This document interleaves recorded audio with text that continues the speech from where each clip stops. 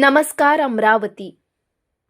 अमरावती विधान परिषद निवडणुकीपूर्वी महायुतीत मोठी फूट पडल्याचे चित्र समोर आले आहे. शिवसेना शिंदे गटाचे माजी आमदार विप्लव बाजोरिया यांनी पक्षादेश झुगारून अपक्ष उमेदवारी अर्ज दाखल केल्याने राजकीय वर्तुळात खळबळ उडाली आहे.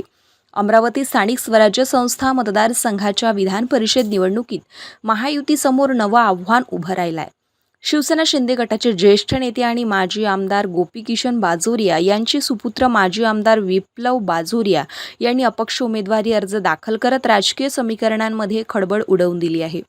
महायुतीने अधिकृत उमेदवार म्हणून भाजपचे प्रवीण पोटे यांना मैदानात उतरवले असताना विप्लव बाजोरिया यांनी पक्षाच्या भूमिकेपासून वेगळी वाट निवडली आहे. त्यामुळे महायुतीतील अंतर्गत नाराजी आता उघडपणे समोर आल्याची चर्चा राजकीय वर्तुळामध्ये सुरू झाली आहे. विप्लव बाजोरिया यांचा स्थानिक स्वराज्य संस्थांमधील संपर्क आणि प्रभाव लक्षात घेता त्यांच्या उमेदवारीच्या निवडणुकीच्या निकालावर परिणाम होऊ शकतो अशी शक्यता राजकीय जाणकार व्यक्त करत आहे.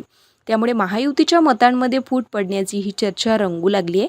आणि दरम्यान भाजपचे प्रवीण पोटे, काँग्रेसचे हर्षजित देशमुख, वंचित बहुजन आघाडीचे डॉक्टर निलेश विश्वकर्मा आणि आता अपक्ष उमेदवार विप्लव बाजोरिया यांच्यामुळे निवडणुकीचे चित्र अधिकच रंजक बनले आहे.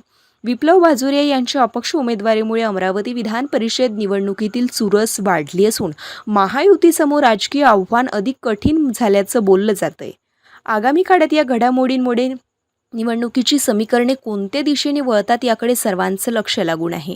तर महायुतीतील अंतर्गत नाराजीचा फटका निवडणुकीत बसणार का, की अधिकृत उमेदवार प्रवीण पोटे यांचे पारडे जड राहणार, याचं उत्तर आता मतदान आणि मतमोजणीनंतरच स्पष्ट होणार आहे.